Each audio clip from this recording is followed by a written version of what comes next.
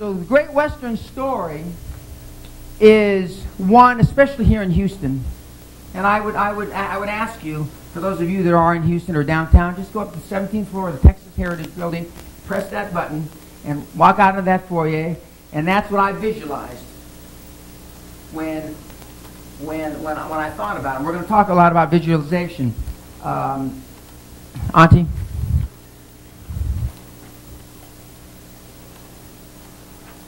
And these are the other major things, and I think a few of them are important to focus on, because it's important about how you can take your business to the next level. Now remember, I had a $2 billion idea, $2 billion. So we did our deal with Leggett. We found a New York Stock Exchange member firm. Because we had Leggett, a New York Stock Exchange member. Now all these, it's because we had this, we could do this, and that's how it works. We were able to get a New York Stock Exchange member firm because of our track record to sell our next deal. In December '83, the next deal was $5.4 million. On New Year's Eve, we bought a little UK subsidiary from John Allen's company over the phone. We didn't go to check the assets. I think we signed the papers weeks later. Then we now moved into an office with 2,000 square feet. We agreed to drill some wells. Mark then left the law firm and he got his 10%. Now we went over to visit UK assets that I bought from John Allen Chalk over the phone. They had tax reasons, and I can't remember all the reasons you had to sell it. But as it turned out, there was more money in the bank than we paid him for it. Yep. Yep. Yep. There was more money in the bank, and it was a little deal, but I mean, they had to do it, and they didn't have time, and so we did it over the phone. Now, while we were there, we saw a window of opportunity that were taking little oil and gas companies public that couldn't have got the time of day here. And we said, I decided that I could find assets. First of all, our company was bigger than the ones that were taken public. I could find assets and we can go public here. There's a window of opportunity, so we decided to go public. And we got a letter of commitment from a company called Brown Shipley. And we came back to the United States. This was in March of 1984. We had the letter of intent. We also opened our Houston satellite office, and Leanne was hired on April Fool's Day 1984. Right? April Fool's, kind of apropos through what we've been through together over the last 9 years.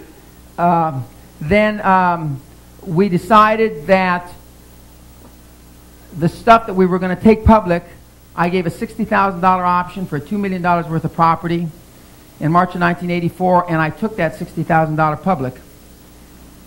We also, at the same time, did another drilling fund. We went public on my birthday.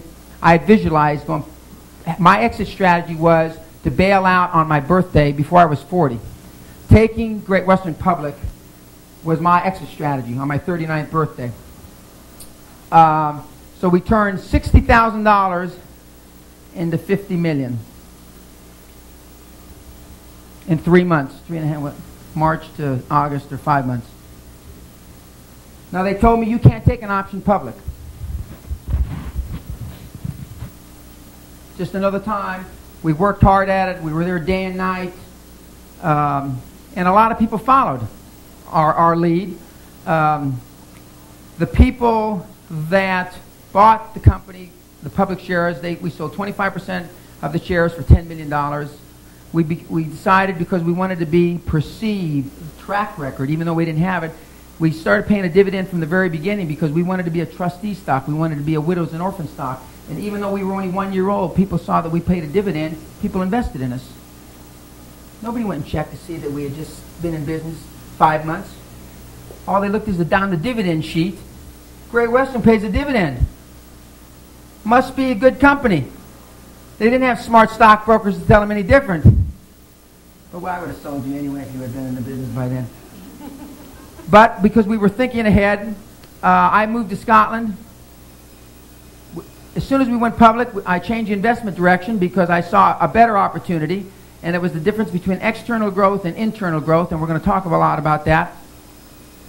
And then we had our first large asset acquisition, which was a Fortune 200 company Whitaker Corporation. We bought their oil and gas assets. Next. We moved into a 3,500 square foot office. We made a series of small acquisitions. We changed brokerage firms. And then our first major acquisition for $55 million was a company here in Houston called L&B Oil. We moved the headquarters to Houston. Great Western was now a player in the hunt. And then our first super major acquisition was $155 million. Bow Valley USA. Bow Valley was a Canadian company. Now, every one of these things that I'm just walking through very casually, they said you can't do it. You're not an engineer. You're not a geologist. You can't run an oil and gas company. You can't do this. You can't do that. Every single one of them. I wonder if the place is on fire. Okay. Now, Charlie dies January 26, 1987. I come back to the U.S. In 1987, I was away from my family 242 days. I didn't see my wife or kids. 242 days. Some of you in this room know my wife, know my kids. Big sacrifice. Big money brings big problems and big sacrifices. It goes with the territory. I come back. We do various bond offerings. We move into the 44,000 square foot office I told you about, which was part of my dream. I moved back to California after Charlie dies. We continue to grow the company. We do a series of other acquisitions and deals, bringing us through to September 1990, just after the Iraqis invaded Kuwait. We were the first money offering done, major money offering, only money offering after the war. They said it couldn't be done, as a number of the other things. We had become a trustee stock because now we had paid dividends for 5 years. But the perception was that we had been a trustee stock because we paid a dividend, because normally brand new companies. A lot of success in your business is perception. The perception of the people you do business with. Now,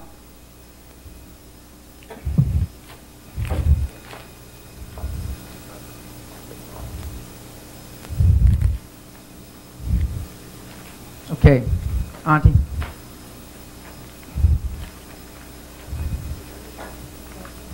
Okay. Now, this is what it's all about. This separates the men from the boys and the girls from the gals, or the women from the girls. This is the crux of what made the Great Western story possible. This is the crux of what the various other things that I've done in my life possible.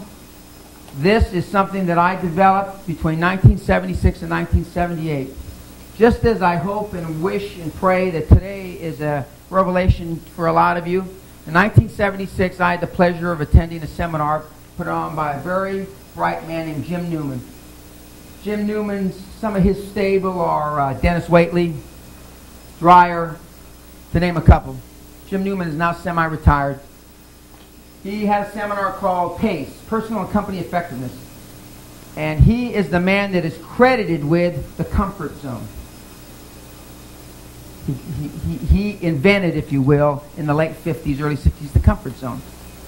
Now, I'm going to give you an example of comfort. If I had $1,000 bills, and we had a 2x12 here on the ground, and I had $1,000 bills over there, I'm sure everybody in this room could walk back and forth on this 2x12 all day long and pick up these $1,000 bills. Is that probably true? Now we put the 2x12 50 stories up. Is there anybody that walked 50 stories up for $1,000 bills across the 2x12? Okay. Okay. I think I'd crawl. Yeah. Yeah, it's windy. It's windy up there. It's windy up there. Now, but a lot of you, the comfort changed. You're not as comfortable, right?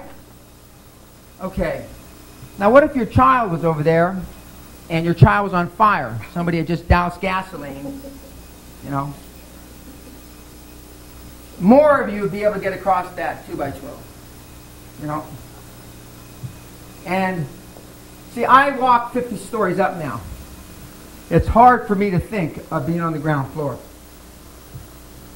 I can't think. Well, first of all, I don't want to think that way anymore. It's like when I was presented a year ago to the Queen Elizabeth, I was very comfortable. A couple years ago when I met President Bush, I was very comfortable. I am not daunted by business situations, by problems, by challenges. I feel very comfortable because I feel comfortable with it that I can accomplish and do almost anything. To me, yesterday's dreams are today's realities. I'm very, very much a believer, and these aren't new concepts. These are my words for my 5 credos, that what you think about the most is what you will be in the future. My mother used to tell me, you go to bed with dogs, you get up with fleas. Now that was her way of saying the same thing, I think. She was referring to some of the girls I dated in high school. But at the time, but she meant, I think she meant something else. But they become your realities. Seeing your dreams ahead. How many of us as a child practice asking somebody out for a prom? How many of us as a child practice asking our parents for something that you knew they were going to say no to? A lot of us. I mean, how many of us have practiced our tennis? Lots. Yeah. How many have practiced? See, we practice everything, you know. There's a reason why, you know, when Joe Montana gets in the last 2 minutes of a football game, and they go into the 2-minute drill or whatever it's called, and he has practiced that, 1, for real, and 2, in his mind, millions of times. When people in athletic events, they're going to run the sprints or they're going to do high jumping, they visualize, they see themselves going over it and accomplishing it time and time again. But see, we make life too difficult. Business is no different. Practicing, and I call practice within yourself, when you're without. I practice. I give the commencement speech, and it's in the back of the book here. 2 years ago, where I went to school, I had practiced. I was comfortable because I had been there 15 years. I'd been there 15 years. The first time I ever addressed a group of 6,000 or 7,000, I was comfortable because I had practiced. The first time that I gave a sales presentation in the UK to convince people to give me $50 million for $60,000 worth of goods, I had practiced. Athletic teams practice. Why do athletic teams practice? Why, Jim, why do tennis pros practice?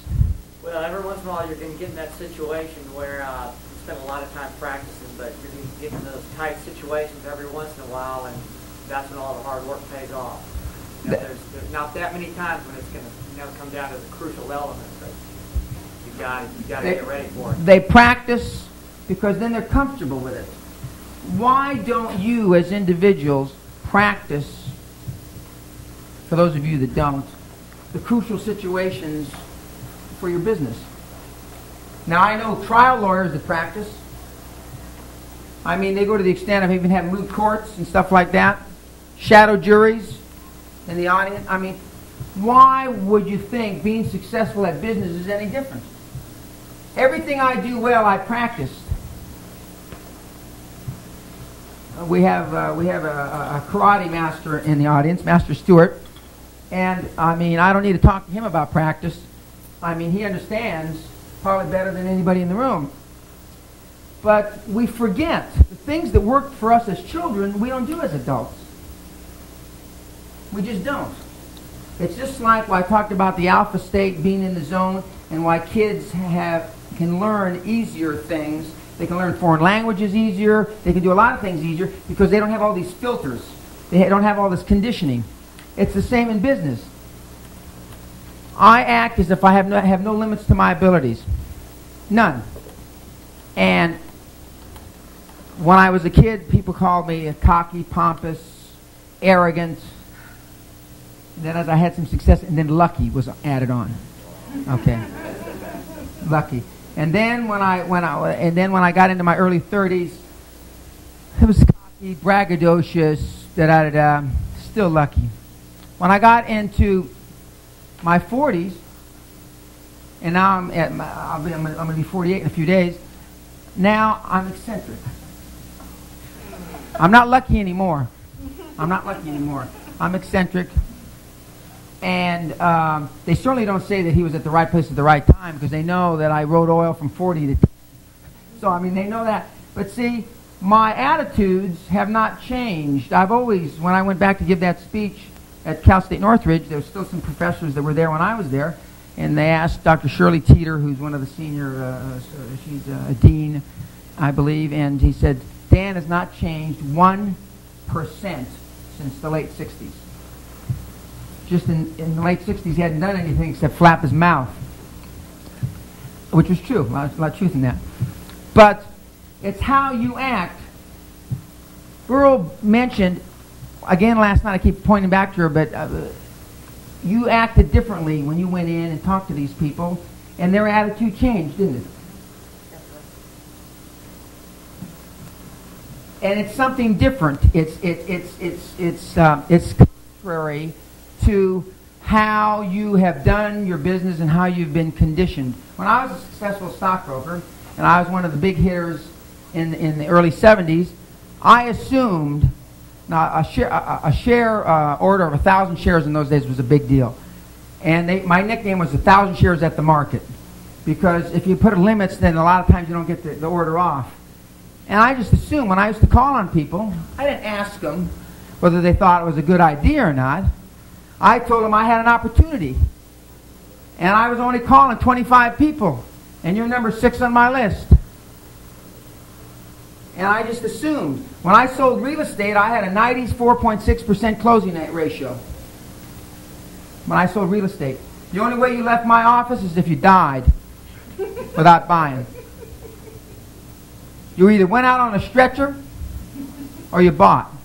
Because I assumed it was a good deal for them, and I ultimately became a closer. Well, I don't know if they still have closers, I just assumed. And I remember the first person I ever sold was William Lundigan, the actor. Yeah, and he went out standing up because he bought. Priests, nuns. I used to do a seminar for real estate, where I used to liken Lake Havasu to, and me presenting this investment opportunity to them, to Moses coming down with the tablets. And I had this part of the seminar, I'd get down like this, and I'd say, and there he was.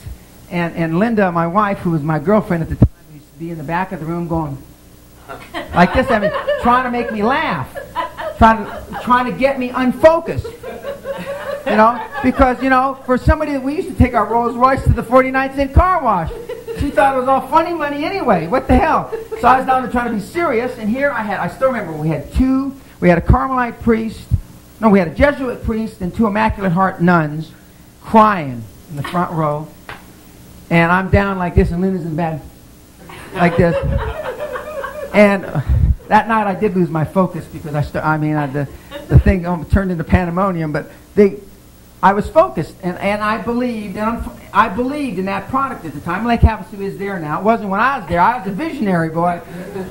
Those view lots on the ocean, or the lake view lots, I was a visionary, because, boy, it came 6, 8, 10 years later. But I acted as if I had no limits to my abilities, and we tend to be cautious. We tend to not trust our instincts. We tend to not believe in ourselves enough. We tend to come up with a myriad of reasons why it can't be done. One of which is conventional wisdom. One of which is your best friends. Your best friends, most times in business, are your worst enemies. Your best friends, because unless, and it's a sad thing to say about human nature, but very few of your real friends will revel in your success. Very few. And that's unfortunate. And I've got the same friends, I've had the same friends 15, 20, 25 years. And one of them who I wanted to be here was Thelma Box. God bless her. She looks like a miniature Dolly Parton. And not miniature in one aspect, but kind of a shorter Dolly Parton, I'll say. And she was a very successful real estate person in Midland, Odessa, got a divorce, moved to Graham, Texas, and became very successful and built a motel, and then the oil boom killed her. And now she gives motivational seminars to people that wear prosthesis. And she doesn't wear any. And I always but she's a great salesperson. But Thelma is a very focused lady. I mean, and probably somebody told her you can't sell that unless you really are missing a limb or something. And she's running around the country doing that. She was going to be here, but she's in Europe. And another person I wanted to be here who's from Houston, Candace Knoll, who's my prized pupil I write about all the time, who went from, when I met her, she went from renting. She has a service for executives. She moves in family, she takes care of them, puts them in school, and does all these things for an executive who moves into town. She went from leasing properties to now she owns 55 properties here in Houston. And when I'm in town, I stay at one of them, one of her condominiums. She lives in River Oaks, drives a Rolls Royce. She's 42 years old, single, good looking. But now she's so focused. I mean, men are not part of her life. I mean, they're just a bother. They won't last long. And she's going to kill me for saying this. She meets them. I'll meet you for coffee. And she drives up. And she keeps the engine running, I think. And she sits down, has a cup of coffee. And if she likes the guy or doesn't like the guy, then she says, well, it's real nice meeting you. And just signs the check and says, gets up and leaves and drives off. I said, Candace, so that, I mean, you're tough. She says, well, you taught me how to be focused. If I don't like it from the beginning, it ain't going to get better. She says, Dan, it's just not going to get better. It can only get worse. But she's I think she's out of town and she couldn't be here. But she's my prized pupil, and for those of you that are here, it'd be a real pleasure to hear her talk, because she's been doing these longer than anybody. I've been giving these lectures and workshops for a lot of years on both sides of the Atlantic. Only recently do I get paid for it. But she knows, as do some of these others in the room, and that enthusiasm, most of the people you do business with, and most of you in this room, are not enthusiastic about what you do in business. And I haven't even been there, but I can tell. And the reason I can tell is because most people aren't enthusiastic. Now, enthusiasm is a word that comes from the Greek word God within. I'm going to give you a couple examples. How many in the room have played college football, high school football? Some of the guys, okay. Now, when you were playing sandlot football, and we're playing touch or tackle, and it's us three against those three, and you come back and you tell me, I can beat this guy in the flat. This guy's a tub of shit or whatever. I can beat him in the flat. And the other guy, but you're confident, but you're not enthusiastic. You come back jumping up and down. Hey, Dan, I can beat the dude. Throw me the ball. Now, even though you may be a better athlete, I got one. I'm probably going to pick him up, go down and cut in, because he came across with enthusiasm. Not, well, I think I got a 60% chance, 50-50, I could beat him in the flat, maybe, but it's raining and I could drop the ball. And, your arm hasn't been as good as it usually is, Pena. And we've all got hangovers from last night cavorting around.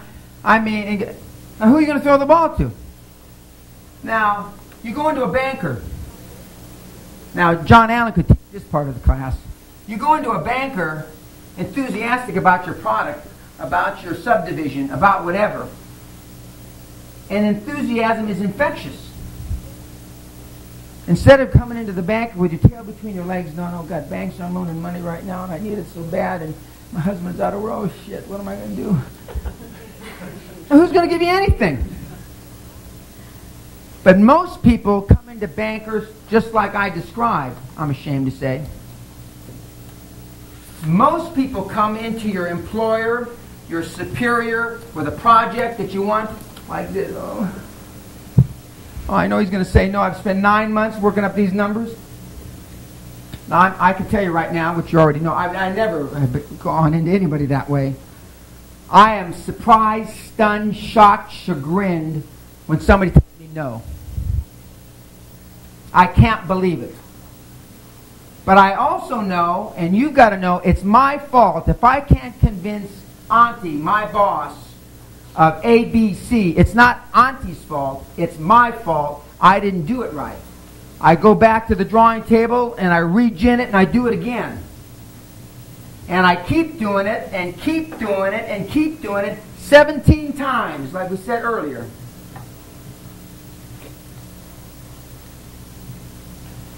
With enthusiasm. When I used to watch Master Stewart give my son's karate lessons, I mean, he was looking for enthusiasm. He was looking for some of the forms that they do. He was looking for them doing it with conviction, with enthusiasm. And I've seen him chastise black belt, which his son is a black belt, I mean, down for not doing it enthusiastically. Isn't that right?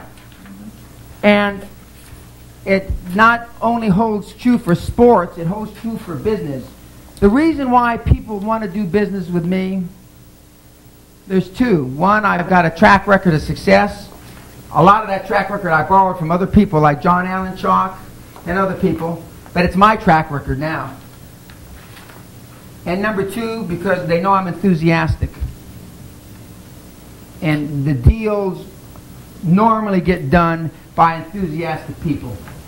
Not normally, always get done.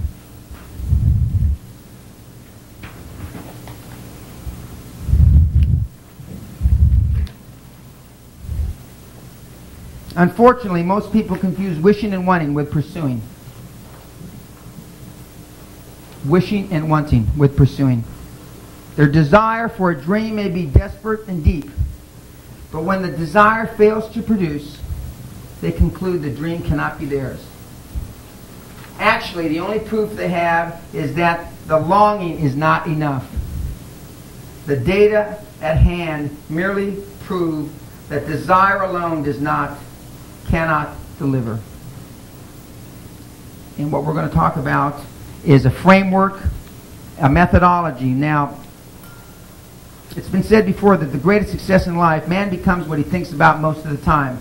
And Henry Ford, one of my idols, the original Henry Ford, said, if you think you can or you think you cannot, you will. You will. Other people have said it much better than I. James Allen. But the end is what I think is important. You will become as small as your controlling desire, as great as your dominant aspiration. Now, what we are going to produce out of you in the audience, because people follow the fellow that follows a dream. You will find people more willing to do deals with you, transactions, more willing to go out with you, more willing to marry you, more willing to whatever you, if they feel that you are a person that pursues your dream. People come and listen to me talk because they know that I pursued my dream and that I've been successful at fulfilling my dream. And as Napoleon Hill says, a fearless man thrives on far horizons. Now, it has also been said that if you will do the thing you fear, boy, this is important, if you would do the thing you fear, death of fear is certain. Courage is not the absence of fear and anxiety, it is proceeding in spite of those feelings. And if you haven't already got it, most people don't succeed because they're afraid of success. They're afraid of failure. They're afraid of the things that are attributable to not succeeding.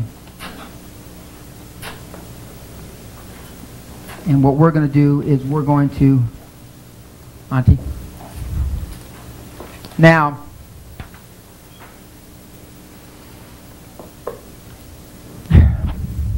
speaking of far horizons, made me think of a little story. Again, Napoleon Hill. Does anybody remember reading or hearing how Napoleon Hill got his first Rolls Royce, or visualized his first Rolls Royce, or how he set his goal for his first Rolls Royce? He was 7 years old. He was dirt poor, I guess, in Tennessee. Tennessee, where he's from, and he was sitting in a creek. When he used to feel lonely, he used to go down to this creek. Is that how they say it? Creek? Creek. And he used to sit on this old log, and he used to sit down there and cry because, you know, his mother had passed away, and his dad wasn't doing well, and it was poor times. And he sat on this log in this creek, and he says, someday I'm going to be rich, and someday I'm going to have these things. And he says, and he used to close his eyes and visualize a Rolls Royce. And in that time, there were the old boxy big things that looked like a truck. But he says he visualized it. Then, when he got into his, I guess, 40s, and he had worked on the project for Mr. Carnegie for 20 years, and he had written, in fact, no, he had not published Think and Grow Rich yet. Pardon? Oh, he had not published, I believe, Think and Grow Rich. And he got his first Rolls Royce, and it happened overnight. Some guy gave him a Rolls Royce, his first Rolls Royce, and he took that car and he drove it back to Tennessee, drove it down into that creek, and he parked it right where he saw it when he was 7. 35 years later. Now, he visualized that goal. And an important concept that I have to get across is that when these goals come to fruition, it's extremely important to put them in that same context that you first visualized it. He went back and he drove it there because that is validation of what he had desired. That is why when professional athletes, golfers, even when they hit a good shot, first of all, they visualize the shot they're going to hit before, then they hit it, then they visualize it again, and they relive those positive experiences. When you do things right, revel in it. No matter what your husband, wife, friends, parents, revel in it. Pat yourself on the back. Blow smoke up your you-know-what. Revel in it. Because one of the things I'm going to talk about later is glory is fleeting. And it's much easier to replicate successful occurrences if they're vivid in your mind. Revel in your success. Be they small or be they great. I mean, take the time to, when you do something right and you have a success, I mean, think about it. Some people say that, you know, talk about it. And if you got nobody to talk to and nobody to listen to, talk about it in front of a mirror. Get used to it, is what I'm trying to say. Get used to being successful. Get used to being right. Get used to getting people to do what you want them to do. Get used to it.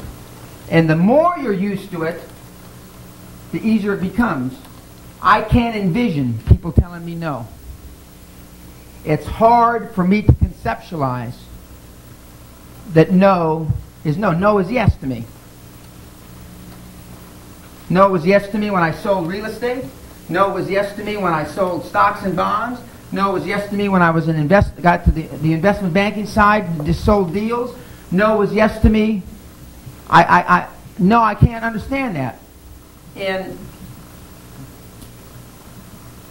1983, I was invited by the Israeli government to go back and bid on a deal by the Israeli National Oil Company to drill for oil in Israel. And there is very little oil. They've only found a little gas. I could tell you some great stories about why the Israelis say, how could the oil, I mean, what the hell happened? I mean, I could tell you all kinds of stories. But I went back and I said, I need an official invitation from the government. So Charlie, Mark, and I got on a plane. The three of us flew round trip, TWA, from Los Angeles to Tel Aviv for $3,300. I still remember. We hired a high-priced consultant, like somebody like Chalk. He had to fly first class to New York and rest, Concorde from New York to Paris and rest, then first class from Paris to Tel Aviv and rest. I still remember. His ticket was $10,000. So we're there, and Minister Modieh was the energy minister at the time. He was a lawyer. That's the only thing that was wrong with him. He was a lawyer. And Ellerman Hammer had been there the day before, bidding for the deal. Superior Oil was there, a bunch of big companies. So we met, And I had already visualized on the plane that they were going to keep us to the last minute. They kept us waiting in a hotel where I met Mark Spitz, by the way. The only thing good happened, and he's quite an interesting fella. But talk about visualization, when he won those 7 or 8 gold medals, I mean, we used to talk about this, and as we were slurping down drinks in the bar, which not many people see that side of him. But so I visualized being in there. I visualized they were going to say Arm & Hammer, and I visualized all this, and I was trying to think what I was going to do. So now we're there. And, of course, I'm dressed like this, and they're dressed in short-sleeve shirts and cotton pants because it's hot. And here Charlie, Mark, and I go in our Brooks Brothers suits, and we're just dying from the heat. And I go through this presentation, and Minister Modet says, Mr. Peña, just explain to me some rationale why we should pick Little Great Western Energy, was the name of the company, as opposed to Arm & Hammer, Superior Oil. He says, you're not even Jewish. I mean, I don't understand. And I stood up, and I said, Mr. Minister, with the greatest respect, do you know the difference between chicken shit and chicken salad? Now, Mark and Charlie slide. Now, Mark's Jewish, and Mark is just dying. And the bodyguards and everybody, they're all looking at me. And the minister looks at me, and it seemed like an eternity. But it was maybe 5 seconds. He says, yes, I know the difference, Mr. Peña. And I said, well, you've been dealing with the chicken shit, and now you're dealing with the chicken salad. And again, it seemed like eternity, but it was 5 or 6 seconds. And then he starts to laugh, and he turns to Dr. Elazar Barak, who is the managing director of the Israeli National Oil Company, who's also a 2-star general, PhD, MIT. He says, Mr. Peña's got the business. That was in. Presentation, I mean, no more Arm & Hammer, no more anything, okay? And Rebecca in the back has got a similar story about how she got a big advertising deal that she maybe will share with us later after lunch. But I acted as if I had no limits. That was a ballsy thing to do, but I could see that we weren't going to get any place. So I acted as if I had no limits to my abilities, but I had already thought it through before I got there. And then I had also visualized, from a negotiating standpoint, what they were going to do is they were going to stonewall us till the Sabbath, because in the Sabbath they can't work anymore. They go, Friday at sundown till Saturday at sundown. And I knew that they were going to do that to us. So I also knew one of my goals, and I told Mark and Charlie, we're going to get them to sign it in on the Sabbath at 10, 11 o'clock at night, Friday night. No way, Dan. These guys are, Orthodox is the right word, right? They're Orthodox. There's no way. So during the negotiating process, their head lawyer was a guy, Harvard educated. His name sounded like Elazar, who's the head of the PLO? Arafat. It sounded kind of like Arafat. And so I knew that it would be insulting if I called him Arafat. I called him Arafat 5 days in a row. And finally, at the end of the 5th day, he said, Mr. Peña, my name is Arafat, or whatever it was. And I said, Arafat, I mean, what the hell's the difference? And he says to me, Mr. Peña, I can't begin to explain to you how insulting that is. And so, but we got them in the mood that they did work through the Sabbath. We signed it at 11 o'clock at night. We drank. I have pictures. We toasted.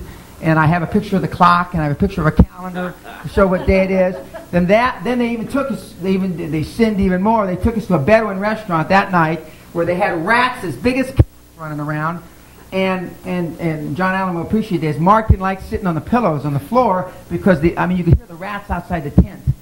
And in those days I drank Johnny Walker Black Label, and these guys aren't supposed to drink. And they had 3 or 4 bottles of Johnny Walker Black Label on the table, and Charlie looked at me solidly, and I looked at him. I says, I guess we're going to have to drink all those, Charlie. Of course, they drank with us, but we did the deal. But what I'm trying to illustrate is that we acted as if there weren't any limits to our abilities. I have another story. The Los Angeles Police Protective League, when I was in the brokerage business, they had a small account. It was only $260 million. That's probably not much money in today to have a managed account for $260 million. So Merrill Lynch and everybody and his brother were bidding for this business. So I went, and there used to be a restaurant called the Dynasty Club in Los Angeles, an after-hours club. The policemen and FBI and gangsters too used to frequent. When you checked in, you had to check your gun. Everybody's checking their guns on the tables, and I'm the only guy in the place that didn't have a gun. So I started hanging out with the guys on the Police Protective League. They were on the board of directors, and I became friends with them. And we drank, and we got the business. I mean, it didn't take a genius. I mean, now when I went to the next presentation, these guys I had helped into cabs, told lies to their wives. I turned the situation around because there was no way that we should have succeeded. And the Great Western story and the successes that you will have from here on are going to be places and doing things that are out of the ordinary, out of your old comfort zone. 10 stories up, 20 stories up, 100 stories up. And the more you think about it, the more it will feel comfortable, the more it will become natural. That's the word I've been searching for all morning. Natural. And the more natural it becomes, the easier you'll do it.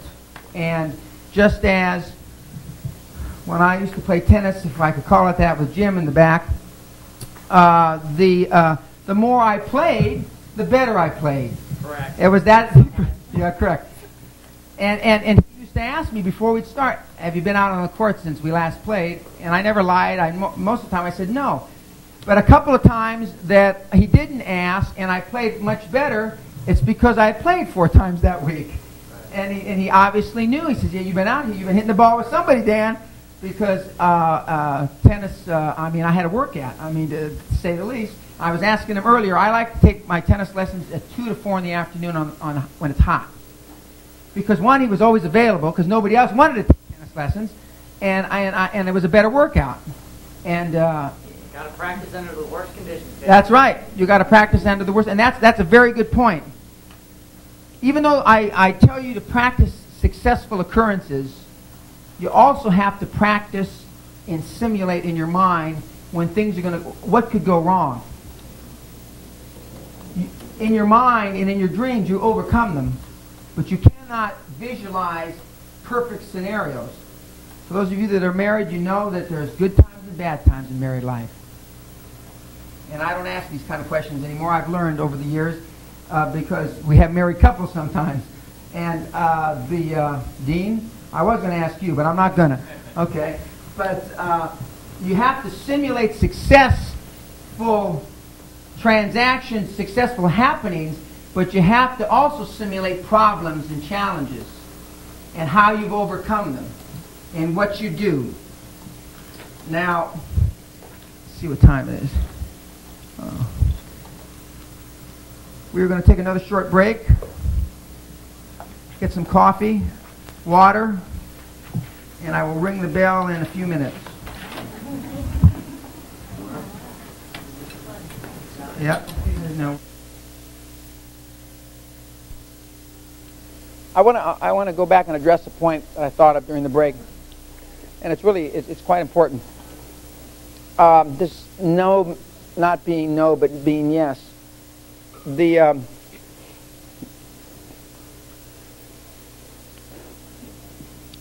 those of us that have children, we've all told our children no, and you told him when he's a young man, no, you can't do this, you can't do that. Now, my mother never told me no growing up. My mother is kind of goofy. She still is a little goofy, but and I don't think that's why. But I mean, when people ask me, well, how did you develop no meaning yes to you? Well, one of the reasons, when I was growing up, my mother never told me no. She would always phrase it a different way. She had read a book in the 40s or 50s, or I don't know when it was. She read some book. Because my dad was forever telling me no. There was not one thing that I could ever do that he said yes to. So my mother, in desperation, not wanting me to be warped or something, she said, Doctor, we'll talk about it later over a drink. You can give me some therapy. Anyway, so she never told me no, and she would phrase things in a different way. She also, when I was growing up, I didn't crawl around on the floor. My mother carried me on her hip till I was 2.5. I walked. I never crawled as a child. And you can have a field day with my mother. You could have a field day with my mother if she was here. And because people ask me, well, are there anything different than when you were growing up? You know, I had a lot of problems. I was in trouble. That one time I got expelled from school, I dropped an aquarium from the second floor of that building, trying to drop it on my teacher. And I missed them. I got thrown out of school. Another time I got thrown out of school because I got in a fight, and a guy with glasses, in those days you had real glass, said, you won't hit me, you won't hit me, and I did. I busted him and shattered the lenses in his eyes. And then another time I got in a fight and I broke a kid's arm in 7 places. When he was down on the ground, he had fallen, he broke it, and he said, my arm is broken. I said, no, it's not, but now it is. So I was a troublesome kid. But, so those two things, never getting said no to by my mother and carrying me around like I was a growth on her hip, I don't think those had anything to do with why I don't hear no. But it's important that, see, the way we've been conditioned and taught, no has a stigma. It has a big stigma. No, Marcia, you can't have that region. You've got to stay in this region. No, you can't do institutional business. No, you can't do this. No, I mean, no, you can't do this, Dan, because Payne Weber doesn't allow that. Excuse me. No, Dan, you can't go in the coal business because you lucked out in the oil business, and God knows you don't know anything about coal. There's a stigma, and it's very important to make a concerted effort to, when somebody tells you no, even someone you respect, to sit back and think about it. Because I do. When people tell me no, other than a brain surgeon that wants to operate on my brain, I mean, see, no decision that anybody in this room is going to make is life-threatening. We have no brain surgeons. See, and you have to realize, you have to realize that. And it's an important concept. And somebody asked me something at the break. That is one of the biggest things that when you overcome your fear of the no word, your whole thought process changes. It just changes. I mean, and I don't hear no. I mean, I just don't. It's just like water off a duck's back. I mean, and unfortunately or fortunately, depending on how you want to look at it, my oldest son, Dan Jr., doesn't hear no. I mean, he is like, I spit and it grew up like me. And because communication is much greater, he's smarter than I was at the same age, and that's a problem. That's going to challenge, I mean, because he's figured out things that I was 16, 17 before I figured out. And he's only just going to be 12. And, you know, to use the 90s word, that's going to be a real challenge for me and my wife as he gets older. But he has figured out no is yes as well. Whereas Derek knows no. Kelly, my daughter, knows no means yes. So, I mean, but it's an extremely important concept, and I can't emphasize it enough. Now,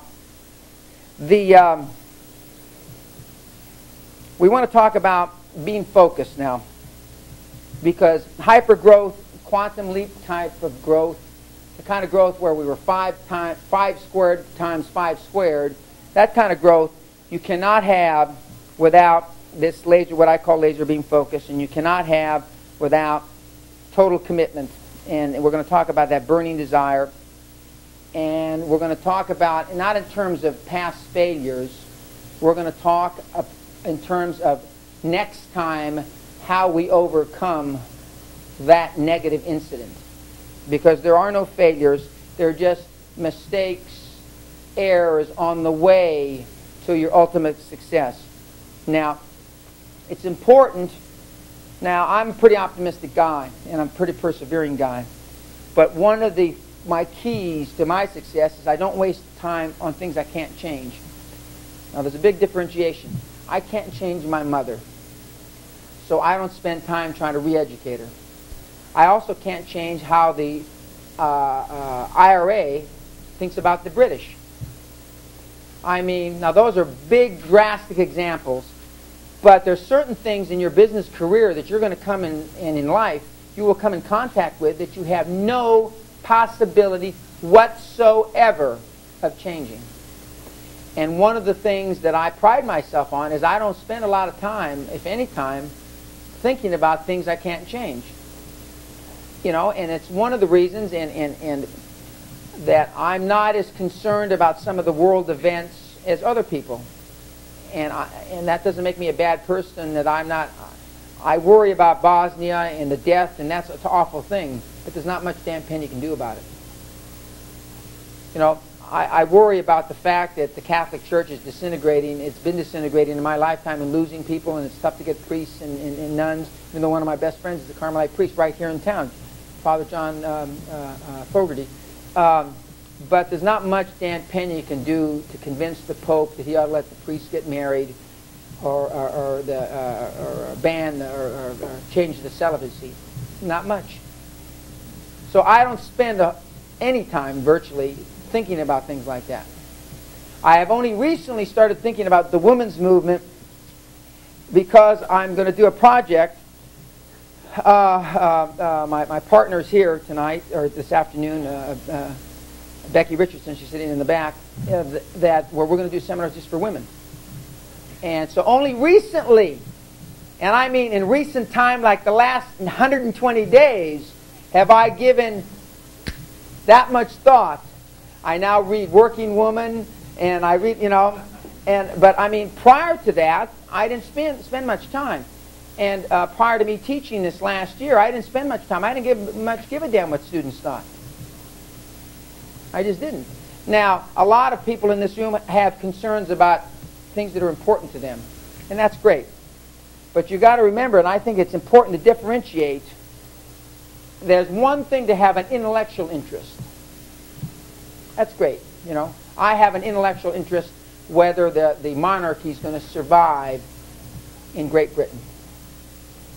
But that's where it ends. Intellectually, after I read a few paragraphs of a story, I don't spend a lot of time. And a lot of people in this room and in every room that I've given this part of the talk to spend inordinate amount of time on things that they will never change in their lifetime. Never, ever, ever. And to give you a couple of live examples, if I had not been successful with the little story that I give at Minister Modeh in Israel, that was it. I shot my last volley. That was it. Whereas a lot of people would have come back. In fact, I know Mark wanted to come back, reorganize, rethink it through, get some supporters within our camp that were Jewish to do this, to do that, and come back and do it again. Not me. That was it. I knew. Now, I was successful. There's other times that I haven't been successful. Another example, when I convinced the North Yemen, there's one Yemen, but when I was there was one North Yemen, the North Yemen government to allow us to drill. I used a similar tactic. It's a much longer story, which I won't go into right now.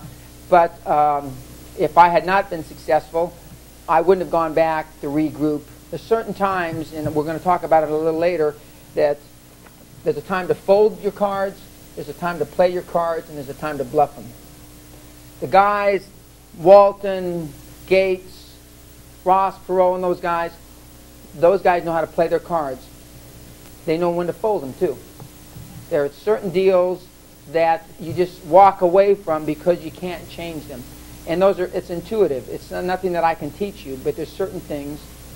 Now, if one of the things, I had not given any thought to the women's movement because I didn't have a reason to. Now I have a reason. And I think the way we're structuring it is going to be very well accepted. But it's important not to waste time on things you can't change. I mean, you've all had friends and relatives that you know that talking to them about A, B, or C is like spitting in the wind. And business is the same. And so it's important to differentiate that from being persevering. Now, as I said earlier, you've got to concentrate and focus on your successes. And it's not that I haven't had any failures, because I've come back from near death in business 5 times. Now, I'm also the only motivational speaker, financial motivational speaker that I know of. I'm about $40 million poorer today than I was 3 years ago. Plus or minus 5. But I still have more net worth than any of the other speakers. Now, I don't focus on the fact that I'm $40 million poor. What I focus on is the fact that I'm still got a higher net worth than any of the other speakers. It would be very easy for me, and when I said that, I can always tell by the look on the faces of the audience, it would be very easy to wallow and feel sorry for myself. But as you've witnessed already in a few hours, there's a lot of things that I do, but one of them isn't wallow in self-pity. And so, for those of you that have had reversals, just put it in perspective. I sat in a room in New York City last November with a gentleman that had just written off $247 million. He was $247 million poor. Yeah, but he still had quite a bit of money. And he didn't focus on the 247. The only reason it came up is one of the other guys at the meeting was bitching because he lost $5 million. So I popped up, and then he popped up, and so it kind of put the guy that lost $5 million in his place. And he shut up the rest of the meeting, and we made a lot of progress. So focus on your successes. And I don't allow my children to hang around, going back to John Allen's example, with people that talk negative. I just don't allow it. Because you are with who you hang around, especially as a child. And I don't think we're going to have 2 miracles in my family in that I turned out all right and I'm a success based on how I started. There's one miracle of family. And I done had mine. So I don't want to take that chance with my children, and so I'm very strict, and I don't allow my children to hang around. I don't allow them to talk because a lot of people don't have respect for servants and things like that. If my children have a new friend that doesn't treat the people that work for us with respect, they're gone. They're history. I don't care who they are. So it's important.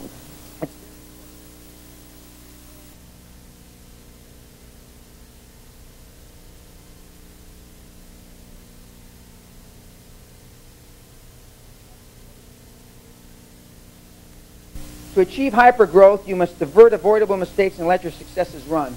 This is an important thing. Because what happens when everybody has some success, what do? We diversify.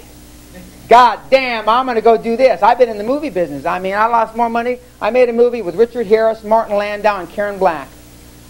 Richard Harris and Martin Landau and Karen Black were names when I did movies with them. Couldn't lose. The movie was called The Last Chance, and it was more than that. I didn't realize it at the time. We lost, I think, $7 million in that movie. I did a country western special with Hoyt Axton and Dolly Parton. You cannot lose money, Pena. Lost our butt. I did the first Penthouse Pet of the Year Awards with Bob Guccione. Well, that was a lot of fun, but we lost a lot of money. We lost a lot of money. Yeah, but that was a lot of fun. That one, anyway. Yeah. You went bust? Yeah, bust. Yeah, that's right. We went bust. Very good. That's very good.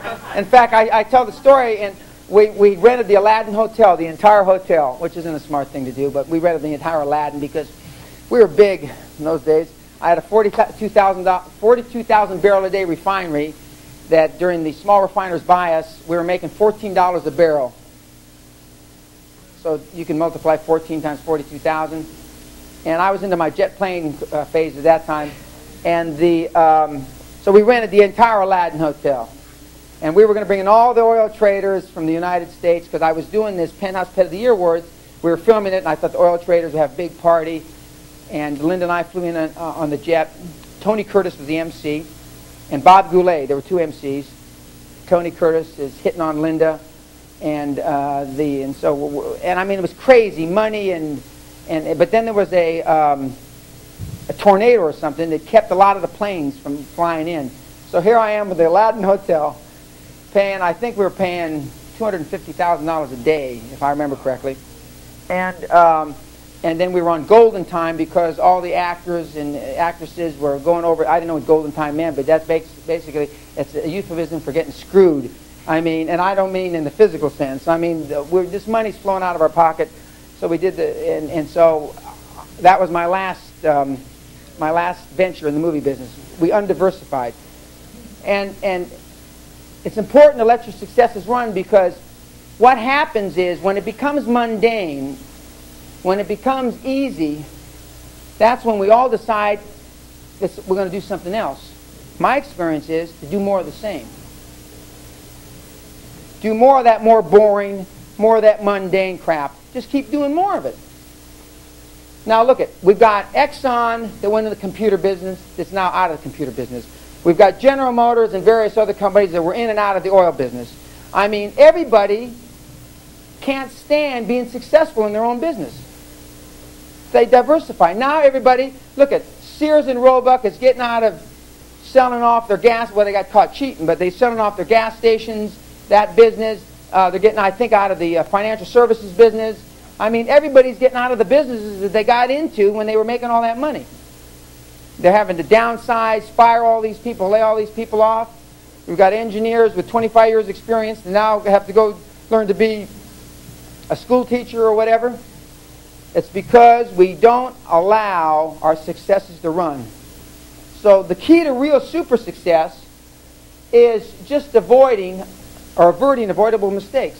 I've heard golf pros say it's not how many good shots we hit, it's avoiding hitting bad shots. Tennis players, professionals, you'll hit good shots in your business. In my judgment, my experience, all you have to do is avoid hitting bad ones. It's a simple concept, but very, very few people, myself included, now I know, but I mean, I had to go through those heartaches. And hopefully, you'll experience less heartaches by listening to what I've just said. Okay. Now, I've talked about being committed, and I like this piece by W.H. Murray. Until one is committed, there is hesitancy, the chance to draw back, always ineffectiveness. Concerning all acts of initiative and creation, there is one elementary truth, the ignorance of which kills countless ideas and splendid plans, that the moment one definitely commits oneself, then providence moves too. All sorts of things occur to help one that would never otherwise have occurred. A whole stream of events issues from the decision raising in one's favor all manner of unforeseen incidents and meetings and material assistance, which no man could have dreamt would have come his way. I have learned a deep respect for one of Guthrie's couplets. Whatever you can do, or dream you can, begin it. Boldness has genius, power, and magic. Now, there are things that you have that you want to get started in business, or you want to change, or whatever. And I'm going to ask you to talk about those later. But as you know, as the advertisements for a lot of these seminars say, they talk about taking action. And normally to them, it's taking action is writing them a check. And sometimes that is the start, though. And what people forget, and it's unfortunate now because there's a lot of gimmickry in this industry that I've just joined, that sometimes it is that first step to write a check, to do something to make your lot in life better. But there are things that you want to do, have thought about doing. I had dinner at the castle a few nights ago with a career British Royal Marine colonel and his wife that have been friends of ours for a lot of years. And she has thought about, since 1985, about starting a business. This is the last time I talked to her about it, 1985. It's now 1993. And and she asked me 6 or 7 times, well, do you think I ought to do it? And about 6th or 7th time, I said, I'm going to tell you what I told you in 1985. I thought it was a good idea in 85. I thought it was a good idea, I think, in 88 or 89, the last time my wife mentioned that you mentioned it. And it's still a goddamn good idea in 1993. And so she said, well, then that means you think I ought to do it. And I collapsed from the table, and Dan Jr. is sitting there. And he looks out the window across to the Lunan River that runs by the castle, and he just spins back around and looks like Earl Flynn. He says, actually, I think that's what my father said. I think you ought to do it. And everybody starts laughing. But now I don't know. I hope she's going to do it. In fact, I'm sending her the seminar manual, and I'm sending her some other stuff. And her idea is really a good idea. But the point I'm trying to make is she's obviously hadn't been committed from 1985 because she hasn't done it. Most often, I've had conversations with women and men about, they're not happily married, but they can't make the commitment to get out or do something different. See, that's an easier and more graphic illustration that men and women understand than in business. But the same holds true for business.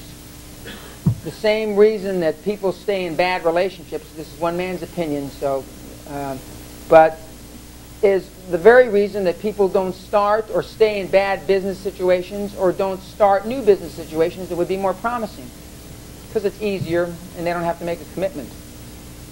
And nothing, in my judgment, that's good can happen unless you start and you make that commitment. Okay.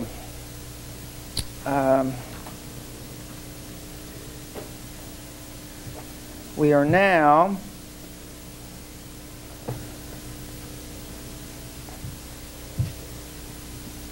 okay. Now this is going to be something that, again, we have no brain surgeons. Closest we have is you, Judy, a psychiatrist. That's kind of a half-assed brain surgeon, isn't it? If you play with their brain but you don't cut it, right? Okay. The consequence of a misguided decision is de minimis in the concept of eternity. For those of you that are Texan, I'm going to put it a little differently. In the cosmos of time, any decision that you'll ever make will not be a fart in the wind. In the cosmos of time, I don't care what business you're in. I don't care what you do. 100 years from now, nobody gave a damn. Okay. If that's true, and if the closest we have is a half-assed brain surgeon here, okay, how and why do we labor so much on decisions in business? Why have I made 50,000 decisions, which is probably 48,000 more than the whole room put together? I want a volunteer, or I'm going to yank somebody up out of their seat. Why do you think that is? Why do we suffer, lament, bemoan, begrudge, sweat over making decisions when none of us does in this room, myself included? I mean, when you put it in the big picture of life, it doesn't mean a goddamn thing. I mean, I don't care where you've been, what you've done, what businesses you've started. No decision you're ever going to make. And that's why it's so much easier for me to make decisions than just about everybody in this room. Microphone. Rebecca. If you want the answer, one of the answers, it goes back to what you were saying before. It's all about conditioning. from the time we're 2 years old, we are either right or wrong. And there's either one right answer or 40 gazillion wrong answers, but whatever you do, you don't want to be the one who raises your hand with the wrong answer, because everyone in authority, from your parents to your teachers to the principals to the officers to the whoever it is going to give you that look which says you are just really a worthless human being because you got the wrong answer. And so we're more worried about the wrong answer. We aren't even taught that there are 40,000 answers, possible solutions, breaking out of the box solutions to any given situation or problem that's presented to us. It's an educational process that people have worked at diligently our whole lives to teach us that more than anything else, okay, if you'll just not say anything, you're better off than saying the wrong thing. That's absolutely right. We become more interested in being wrong than we do in being right. And unless unless you're in a life and death situation, which nobody in this room is, it doesn't matter. And the funny thing about it is, even when you're in a life and death situation, I was trained as an infantry second lieutenant during the Vietnam War, Fort Benning, Georgia, OCS. And you'd think in life-death situations this would be the opposite. But guess what? It's even more. You're trained as an infantry officer. Make a decision, Pena, even if it's wrong, because hesitation costs lives. But if you make the wrong one, God will strike you down. Yeah, well, I'm telling you what the Lord knows here today. So it's so crucial. I mean, I could talk about this a whole hour. It's not about being right or wrong. It's about recognizing and seizing opportunities. It's not about being right or wrong. It's about seizing and recognizing opportunities. And very few people in business look at it that way. But I can tell you for sure, Gates, Jobs, all those guys that I've already mentioned, don't worry about being wrong. It doesn't even enter their mind. What enters their mind is, how right am I going to be? Kirk Kerkorian right now, a billionaire, I think he's Armenian, is building the largest hotel in Las Vegas right now. And I think Bear Stearns is part of the deal. I was at Bear Stearns' corporate finance meeting recently, and I have a vague recollection. I know Kirk Kerkorian's doing it. Everybody in the room told him he was wrong. People he's paying a lot of dough to all said he's mad. He's finally flipped out. He's 76 or 78 years old, and he's finally lost it. And he made reference to 2 or 3 other times that he did the biggest whatever before, and they all said he was mad, and the hotel it was overbuilt or whatever. And 2 or 3 other times, I think I made $1.6 billion the one time, and I made $600 million the second time. But I only made $350 million the third time. And it doesn't even enter his mind about being wrong. But he also realizes that even if he is wrong, he realizes that in the cosmos of time, it doesn't mean anything. It really, even to a guy like that. Yet, I know people in this room that spend more time deciding on where the hell to eat goddamn dinner, or what kind of birthday card they're going to buy their mother or brother. You're going to buy our 900 birthday cards anyway. Than some of the major things in their business or in their life. I mean, it's a terribly crucial point. I mean, it is absolutely ludicrous. When I was on Wall Street, I used to tell people that, and at that time, I guess it's still true, you know, just as I said, you spend more time deciding what you're going to buy your father-in-law than you do on an investment decision that could impact your retirement. It's crazy. I mean, it just is. I mean, you spend more time on what car you're going to buy.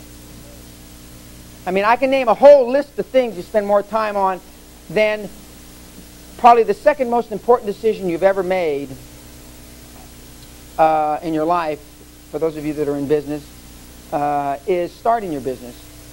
Now, one of the things that you probably have given a little thought to, and I talked about it briefly, is your exit strategy is going to be dropping dead. I mean, yet you don't give that as much thought as perhaps where you're going to send your child to college, which is an important decision. I'm not trying to demean that. But you've got to put these things in perspective. And what I find, very, very successful people have put them in perspective. They know what the priorities are. And that was Freudian. See, when they know where the priorities are. And they line them up real quick. And the people that are aspiring to do that don't either attempt to line up the priorities at all, or they've got them all ass backwards. Mike, please, for the gentleman. Yes, sir. We all have to make decisions from time to time, and there's those littlest decisions, and there's those big decisions, and then there's those tough decisions. The tough ones come when you're affecting people's lives, not yours, but theirs. And if you're wrong, it can affect their welfare. It can affect their livelihood, their well-being. That's tough. You don't want to be wrong. No, you damn sure want to think about it. No, I'm not disagreeing with that at all. But number one is the business. Pardon? Number one is the business. Mm-hmm. Take care of the business will take care of you. You can't get sentimental. No. And throw the business to hell. No, that's true. But what I'm saying is if you take care of the business is going to take care of your employees too. But you've been in business a long time? Okay. Now, would you agree that people spend an inordinate amount of time on things that really they don't need to? And that's the point I'm making.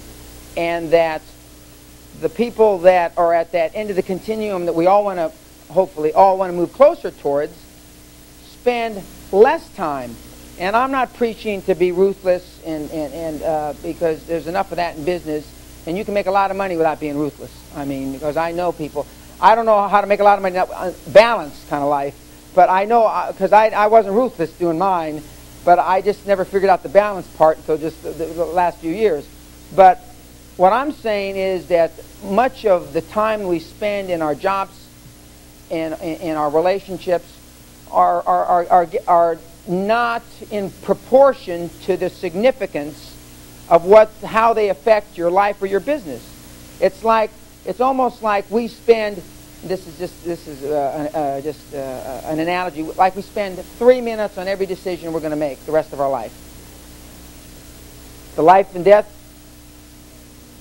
affecting our employees, buying a new tie, where we're going to go to dinner. I mean, our retirement, where we're going to go on our vacation, etc., etc., etc.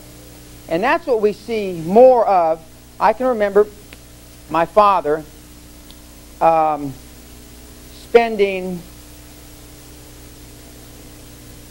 had to be the better part of 3 weeks, trying to decide whether he was going to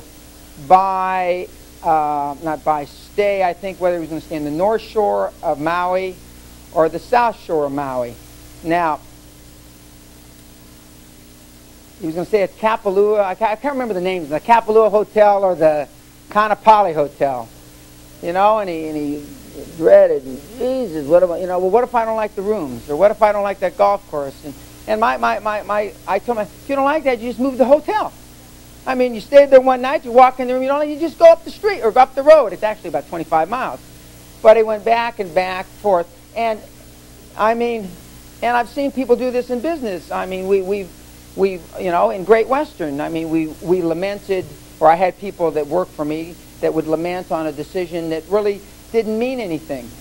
I mean, and I know whether you have a corner office means things to people, and whether you got 3 windows or 2 windows. And it doesn't mean spit to me, but, and I once moved a guy who ultimately I wound up firing. He had an inner office with no windows. And I've got a friend of mine who tells me, Dan, that's the whole reason that relationship didn't work out. Because I wanted him close so I could call him, because I don't use the intercom system. I didn't used to just scream down the halls. And I wanted him right there. And it was an inner office with no windows. It was a big office, but it had no windows. Now remember, your office was, your windows were onto the courtyard? Yeah. On the golf course, okay. Yeah. But I mean, see, to me that doesn't mean anything.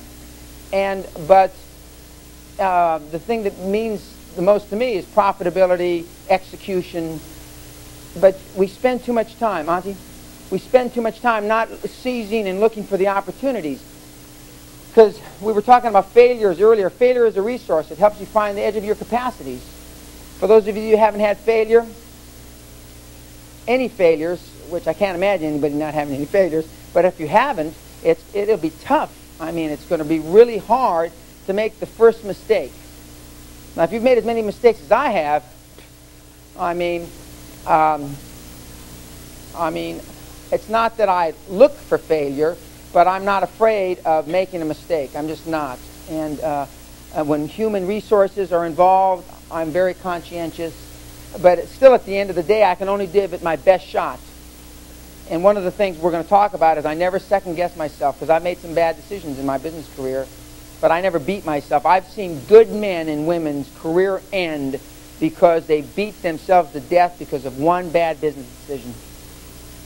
I mean, and it's, you know, I've seen careers ended. I mean, that were on a path like that because they made one bad business decision. They were afraid ever to make another one. You know, I talk about failure not in a way that I don't want to leave the impression that failure's all right. No, I don't want to leave that impression. Failure's not all right. It's okay to get to success. Because a life of failure isn't what I'm trying to preach here. A life of success. And yeah.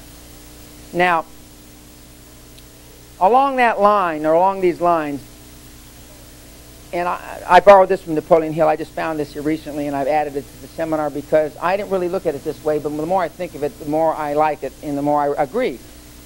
And it's that magic of a money consciousness.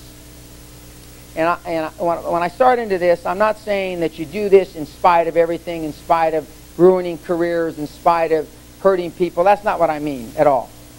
Because I have a great deal of integrity, and a great deal of my reputation is really pretty much unblemished in business. But spasmodic or occasional effort will be of no value. You must apply until application becomes a fixed habit with you. Replication over and over and over, just like in athletics. Poverty is attracted to the one whose mind is favorable to it, as money is attracted to him whose mind has been deliberately prepared to attract it. Poverty consciousness will voluntarily seize the mind which is not occupied with money consciousness. Boy, that's true. A poverty consciousness develops without conscious application of habits favorable to it. The money consciousness must be created to order. That's what this seminar and seminars like this, and there are no seminars like this, but this is what, in my judgment, because this is not a spiritual, this is not what I consider a motivational, a personal development. This is a seminar about making your business, your life, your job, being more successful and being all that you can be. Because I would submit to you that most people in business and in life aren't anywhere near what they can be. And it's about developing what Napoleon Hill called 40, 50 years ago, a magic of money consciousness. And where it says poverty consciousness will voluntarily seize the mind which is not occupied with money consciousness, my way of saying that is that bad things will happen if you're not concentrating on good things. But the key is concentration, and the key is focus. And if you lose focus, and like I've said earlier, if Casey stays after it, he'll continue to be successful. If Casey loses focus and doesn't stay after it, all that, and by the way, losing focus is geometric as well. You have to plan and think and grow and visualize geometric growth in a positive sense, but it comes upon you like AIDS in a negative sense, because when the cycle turns the other way and you lose focus, you don't lose arithmetically, you lose geometrically. When things go wrong, they really go wrong. I mean, you get into the ass end of a cycle, I mean, like with a tidy bowl, man, you're spinning around, and then, it's ugly. I mean, because I've been in those cycles as well. Okay. Auntie? Okay. Now, I'm not going to ask this question. I used to ask a lot of these questions, but I know the answers. So, under no circumstance do I ever second guess myself. Never. And whether I'm right or wrong, I will go back and look at what made something happen that was correct, and I will go back and see what I did that was wrong that allowed it to get away. But in both cases, I never second guess the decision and beat myself to death when I don't make a right decision. And men and women continue to do that to themselves. Men and women, I could have done this. The example I love to use is, for those of you that are familiar with the San Fernando Valley, my father had the opportunity in 1953 or 4 to buy the corner of Topanga Canyon and Ventura Boulevard. Now, the last time that corner sold, it sold for $12 million. Now, he could have bought it for $3,000. Now, I remember driving out there as a little kid, and my dad said, God, the city's never going to get out here. But even I thought it could get out here. Dad, I mean, it's only 15 miles. Okay. He didn't buy it. Some guy bought it, and when he sold, the first guy sold it, he sold it for $540,000. The second guy that sold it for $3 million. The third guy that sold it for $8 million, and the last guy that sold it for $12 million. Okay. Now it doesn't have a gas. It didn't have anything at that time. It had a gas station across the corner. At first, it had a Chevron station. Then it had a car wash. Now it's got a big, 30-story building on it. Now, forevermore, my father remembers that. Forevermore. Now, to say that the only time he was glad he didn't make that deal is when he divorced my mother, because she would have got half of it. That's the only time in his life that he was happy he didn't have that. But I mean, forevermore. I mean, he has second-guessed that thing. So now he's got he bought another piece of property, which, I mean, he will not be able to live long enough to realize a fraction of what that other piece of property. But see, he will continue to second-guess himself. And of course, while my parents were married, my mother continued to second-guess and helped him right along. And but see, that's an example that, one, he can't change it, so why waste time thinking about it? Two, it's affected his whole life, the way he thinks about investments. His whole life. I mean, and there are people in this room, and if there aren't people in this room, there are people that you know that example that I just gave about my father, is true. And I know people, and some people that I know in this room, we know jointly people that, I mean, have continued to second-guess themselves. Now, contrary to what I've said all this morning, you won't always have the answers. And I urge you to take seriously the advice of people you respect. Now, that respect should be underlined, and it also should say in parentheses, people that have been successful at the thing that you're asking them about. You don't go to a guy who's been married 7 times for marital advice. And I have a good friend of mine, and when he sees this tape, I'm not going to mention his name, is a 7-time loser. I've got another friend of mine who's a 5-time loser. Now, now I'm happily married, but I mean, if I had a marital problem, I would not go to one of these 2 guys. Yet I see every week in business people asking people advice about something they have no idea. On the other hand, I also see people that will ask me advice. I'll give it to them, and because it wasn't what they wanted to hear, I was at a CEO club in Los Angeles. I think you were there, and I think you were there, Al. And I mentioned there are people in this room that have businesses that are mature that they ought to close them down. You talking about, there was 2 or 3 guys there that looked at me. Where did this psycho come from? What are we asking him to talk to us for? But it was, it was obvious. Sometimes businesses become mature. The steel business became mature, and now they've revamped the whole thing. But the way the steel business was, matured. And there are businesses that mature, but you don't always have all the answers. And the people that you ask the answers, make sure they've been successful at the field that they're in. And we all hire, well, I don't anymore, but we hired consultants. They used to send in consultants, Arthur Anderson, Coopers and Lybrand, Morgan Guarantee. And, by the time I was 35, I'd been more successful than the guys that I'm paying a lot of money for advice. And I would want to see gray-haired guys coming in that had been there. I even like consultants that had been in real business for real and then had either sold their business or retired and were coming back. I like that even better because I wanted somebody that had been in the eye of the tiger.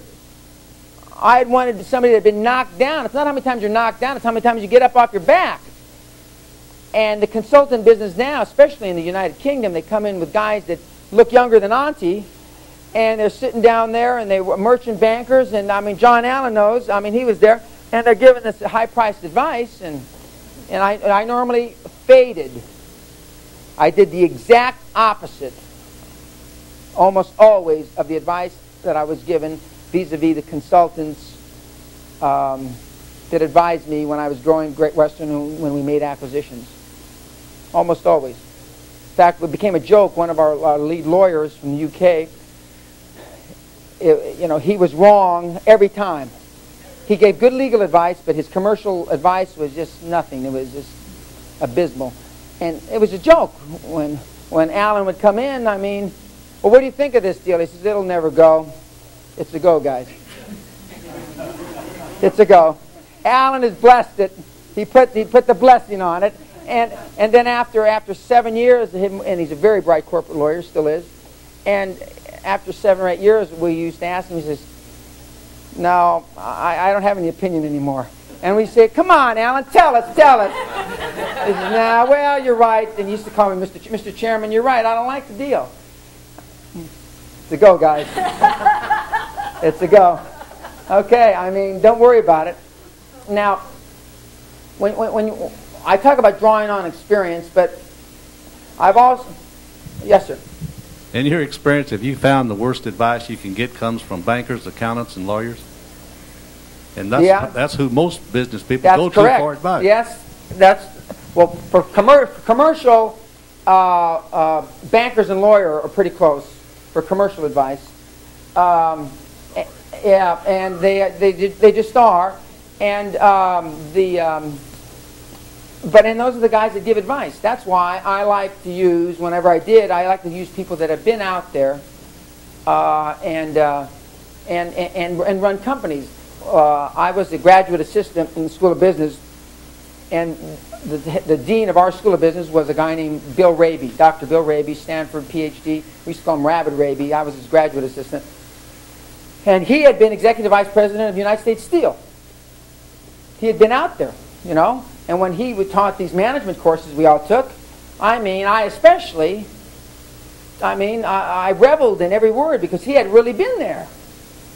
And there's the famous story that the next dean was a guy named Howard Shenson.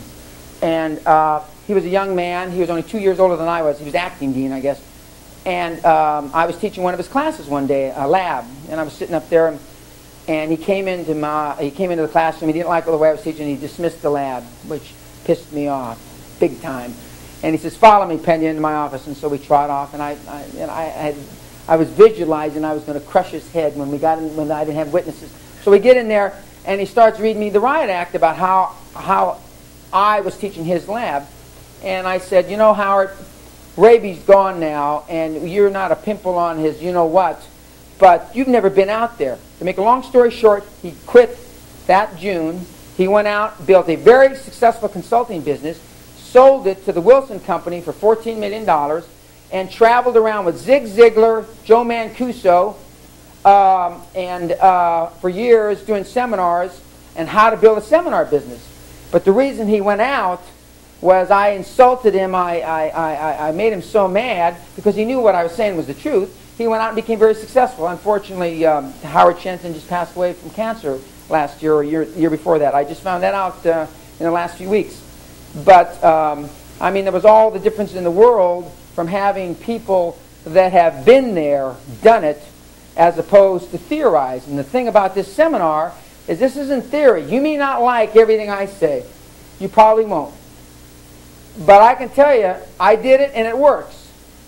And it's not, this isn't a theoretical exercise. You know, the quantum leap isn't a game like Monopoly. Quantum leap is real life things that have happened to me, not all of them good, but most of them good. And so how you perceive the deal will normally be how it happens. Casey perceived success in his deal buying this a jewelry company from 1867. And I told him from a marketing point of view, I don't know anything about jewelry. If you've been in business since 1867, if you can't make money with a company that says since 1867, you ought to blow your brains out. In fact, I was thinking how I could somehow link into that. Yeah, absolutely, John. What a track record. I said, you better get that company. I mean, we're going to do some things with that.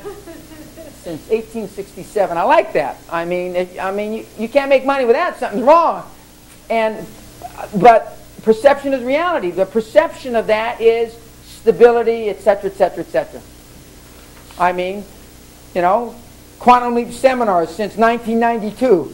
I mean, you know, so the quantum leap seminars since 1867, or an affiliation of, or I mean, we'll figure out some words. But so perception is reality, and the perception allows you to acquire more perception. I bought Guthrie Castle, and we're going to talk about goal setting. One, because I wanted to, that was my exit, but it didn't work out to be my exit because Charlie Soliday passed away. But the perception to the UK investors, I lived in Great Britain. My daughter was born in Scotland. She carries a British passport. At one time, 35% of the company was owned by Scottish institutions. I could come down for a cup of coffee, drive down to Edinburgh and Glasgow. I could fly down, I could be in London in 3 hours. I knew if we were going to go public in the United Kingdom, I was going to be there a lot because we were going to raise a lot of money. And it's a lot easier, oh, that's not a lot easier. It's impossible to raise a lot of money unless you're there, pushing the deal through. Right, John Allen? Okay. So I did that, and I became, it was like I was part of the family. It was a natural progression when I went from Brown Shipley to S.G. Warburg, which is the creme de la creme. But I was there, Dan, you know, Laird of Guthrie Castle. They don't call him Lord in Scotland. Laird of Guthrie Castle. But it was part of the perception. It's part of the length I went through to make Great Western what it was. And I'm not saying it was any great sacrifice living up there in a big castle, although I paid for it, contrary to what some of the shareholders used to ask me. I mean, it was part of the perception. And just think through, if you're a lawyer, if you're a psychiatrist, if you're in real estate or construction, just think of the perception of the people that you want to do business with. What's their perception of you? Is the perception of you of some of the things I've outlined, or is the perception of you their perception of you? And remember, whether it's true or not, perception is reality. I tell my kids, if you dress this way, I mean, you are whatever the people think you are, whether you are or not. When we're talking about earrings, green hair, and stuff like that, which they don't have. In fact, we gave them a marine haircut recently, like boot camp. And, you know, just to prove a point, Linda thought maybe it was too ugly of a point, but to prove a point, that they wouldn't die if they didn't have longer hair. You will not die with short hair. You think you're going to die, but you're not going to die. And we're going to show you you're not going to die. So, yeah, they thought they were going to die, though. Every time that thing went through, then they kind of liked it, you know. It was easier. And all three of them, or just... No, not my daughter. Not my... Yeah. No, it wasn't my daughter. My daughter didn't do that, but I got another thing with my daughter. I like hair that's brushed, you know, and my daughter looks like sometimes in the morning she wakes up and she looks like she's had a hard night, and she's a little too young to have had a hard night. You know what I mean? But she looks up and her hair's all frazzled, and she walks around and goes down for breakfast, and I say, "Go brush your hair." Well, why? And that's not a real good question to ask me when you're my 6-year-old daughter. She's not going to be 7. But I tell her, you know, when people come over, I mean, you're going to be 20 years old and you're going to look like that. And so I make her brush her hair. And of course my son's like that, because that means I'm disciplining their sister, who they think gets away with murder, which is fairly accurate. But, okay, Auntie. Now, this is important, and this is, the things I did right were guided by. And we're going to cover a few more things, and then we're going to break for lunch. Now, this is me. And then we're going to ask you about you. So think about this. The things I did right were guided by mostly intuition and instinct. I'm here to say that 95 to 98% of the time you think of something, the first thing you think of is right. And it's even higher with women. I didn't used to like saying that, but now I'm, you know. Yeah, that's exactly right, Becky. I'm getting comfortable. But it's probably 98 to 99 with women. Okay. Second thing is seminars. I was guided. And I talked about 2 of the seminars I went to. Jim Newman, PACE, and I went to PACE 2. And he helped me redefine my definition for success. And for that I will always be beholding. And that's another great book to read. I forgot. It's called Release Your Brakes by Jim Newman. And his theory was, and he invented the comfort zone. And if any of you have ever driven with the emergency brake on, forgot to take it off, you know what it feels like. Well, he contends, because people don't feel comfortable, you go through life with your emergency brake on. You set goals like you have your emergency brake on. That was 2 seminars. And the third seminar I went to was a Dennis Waitley seminar. And it was, I think, one of the first ones he did, Psychology of Winning. And he really got me interested in seminars. And then I went to the 2 Newmans. So, I mean, those were the 3 seminars. I've been to gazillions of them since. But, I mean, those were the 3 that really changed my way of thinking. Actually, the 2 Newmans PACE. Third were mentors. And we're going to talk about mentors and how to pick them and how to get their interest. And fourth was hard knocks, mistakes. I made a lot of these. I quadrupled my failure rate. I didn't just double it. I mean, I made a lot of mistakes. And last but not least were my successes. Because I just continued to do what I did well. And I did more of it and more of it and more of it. And, you know, this will be different for everybody in this room. I would venture to guess, though, this will be high on everybody's list. And this will be on your list. This may or may not be on your list. This may or may not be on your list. And that should be on everybody's list because everybody's had some degree of success. And no matter how small you think those successes are, blow them up. Revel in them. I mean, make them bigger than they are. I mean, talk about them. And it sounds like I'm saying brag about them, but I mean, talk success. When a successful ball team, or like in baseball, is on a winning streak, okay, that's all they talk about, boy. That's all they talk about. When a golfer's in the zone, I mean, and he's hitting them stiff to the pin, I mean, that's all they talk about. When a guy's playing real super tennis, I mean, he talks about it. I mean, and what I'm saying is, when you have a success, beat it to death. Now, we've been taught, well, that's braggadocious.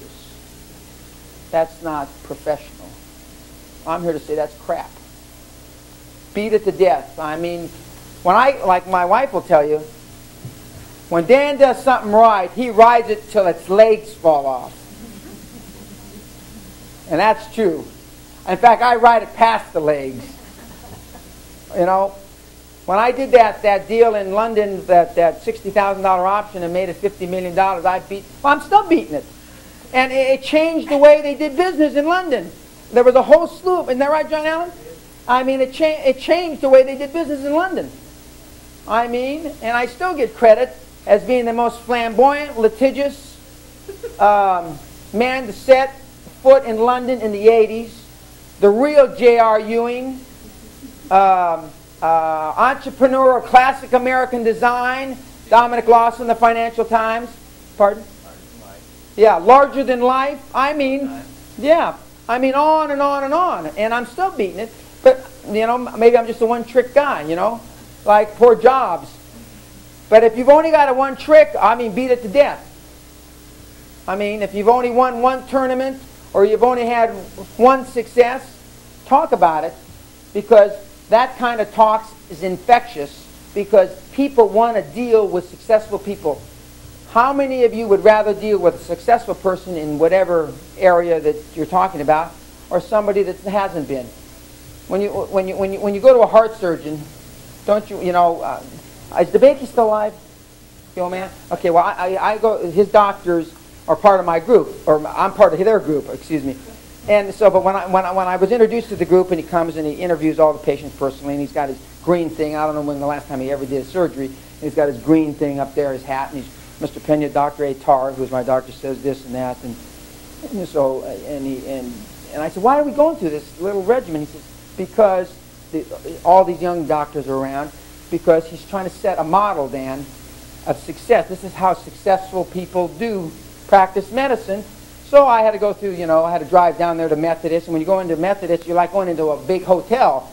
I mean, you got a statue of him, you got a, you know, like God, and then they've got these little guys with blue blazers running around, and you want a coffee, and they'll be serving drinks pretty soon there. But I mean, this is an edifice to him, and nobody revels in success like he does. Boy, he pats himself on the back like, you know, like nobody. But that's good, because the people that he's training will naturally accept success that much more readily. And from tennis to golf, when you have instructors, that's why when my wife took up golf for a short period of time, Donna Capone's father at that time in the 70s was the finest golf coach for women in the world. Linda, I wanted her, if she was going to learn how to play golf, I wanted the best in the world. And so she started with him.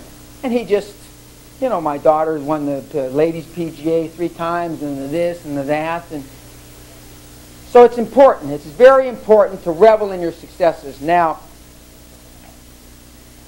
I'm going to talk a little later about my mentors. One was Newman, I already mentioned, and there's two more, a Mr. Grazos and a Mr. Jerry Ormond, who's from Texas. But I'll talk about that in a few minutes.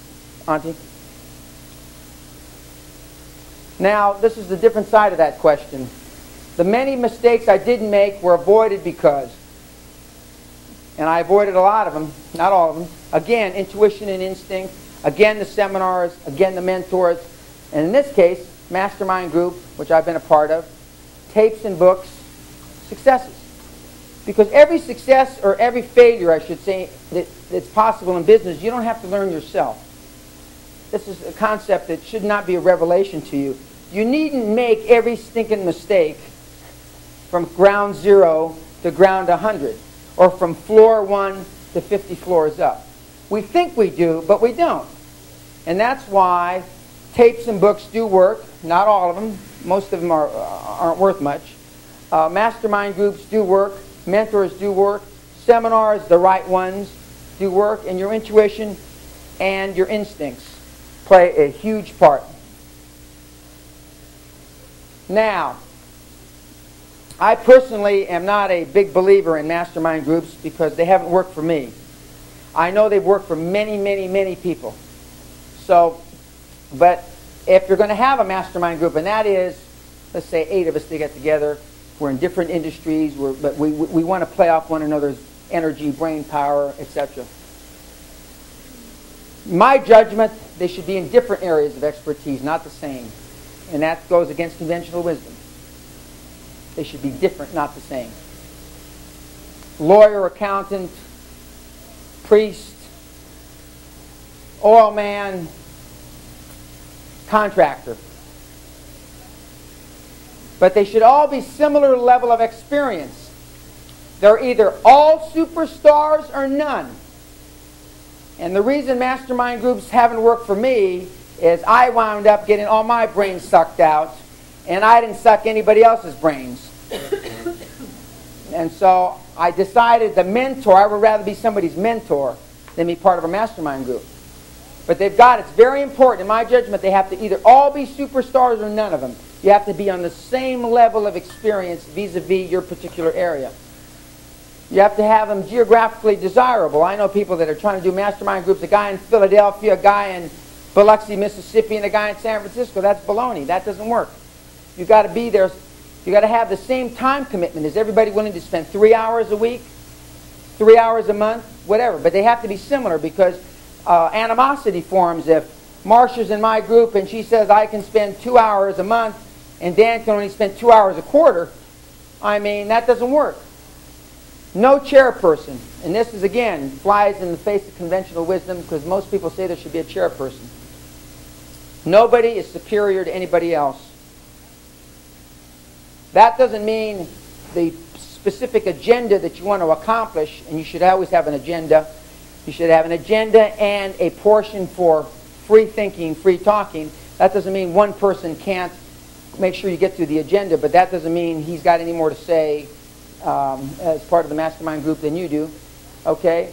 They have to all have exhibited successful traits more than your contemporaries.